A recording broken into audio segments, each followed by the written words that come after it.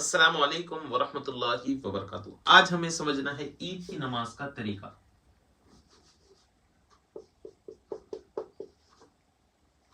عید کی نماز تو سب سے پہلے ذہن میں رکھیے، عید کی نماز کے لیے نیت کیا کرنا ہے۔ آپ کو نیت تین طریقے سے آپ کر سکتے ہیں، 1 2 3۔ نمبر 1 پر آپ یہ کہیں کہ میں عید کی نماز پڑھتا ہوں۔ عید کی نماز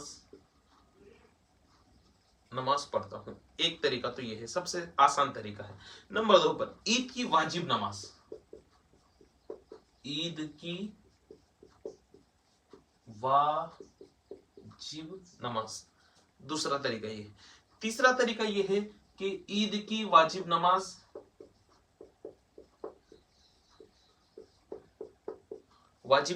یہ نیت کرے، پھر اس کے بعد 6 زائد تکبیریں، 6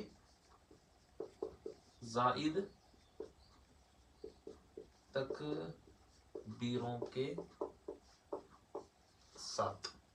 تو یہ 3 طریقے ہیں۔ تو سب سے پہلے آپ کو عید کی نیت میں ایک طریقہ تو یہ ہے کہ میں عید کی نماز پڑھتا ہوں، یہ سب سے آسان طریقہ ہے اور اسی کے اوپر عمل کرنا چاہیے۔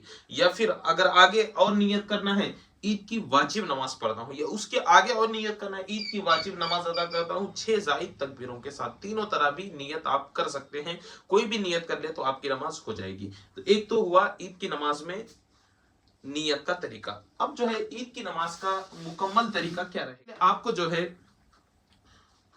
نیت کرنے کے بعد اللہ اکبر کہہ کے ہاتھ باندھنا ہے، ثنا پڑھنا ہے، سبحانک اللہم و بحمدک و تبارک اسمک و تعالی جدک ولا الہ غیرک۔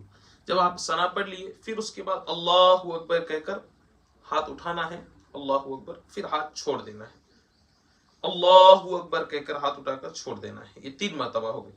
پھر اللہ اکبر کہہ کر ہاتھ باندھ لینا ہے، یعنی پہلی مرتبہ میں بھی ہاتھ باندھ لینا ہے، دوسری مرتبہ میں ہاتھ نیچے چھوڑ دینا ہے، تیسری مرتبہ میں ہاتھ نیچے چھوڑ دینا ہے، چوتھی مرتبہ میں ہاتھ باندھ لینا ہے۔ پھر اس کے بعد سورہ فاتحہ وغیرہ جب مکمل ہوگی، رکوع سجدہ ہوگا، پھر جب دوسری رکعت میں آئیں گے تو امام صاحب قرات کریں گے، سورہ فاتحہ پڑھیں گے، سورت پڑھیں گے۔ پھر اس کے بعد آپ کو کیا کرنا ہے، اللہ اکبر کہہ کر رکوع سے پہلے ہاتھ نیچے چھوڑ دینا ہے، اللہ اکبر کہہ کر ہاتھ نیچے چھوڑ دینا ہے، اللہ اکبر کہہ کر تیسری مرتبہ ہاتھ نیچے چھوڑ دینا ہے، اور اللہ اکبر کہہ کر چوتھی مرتبہ میں پھر اب رکوع کے اندر چلے جانا ہے، پھر نماز کو مکمل کر دینا ہے۔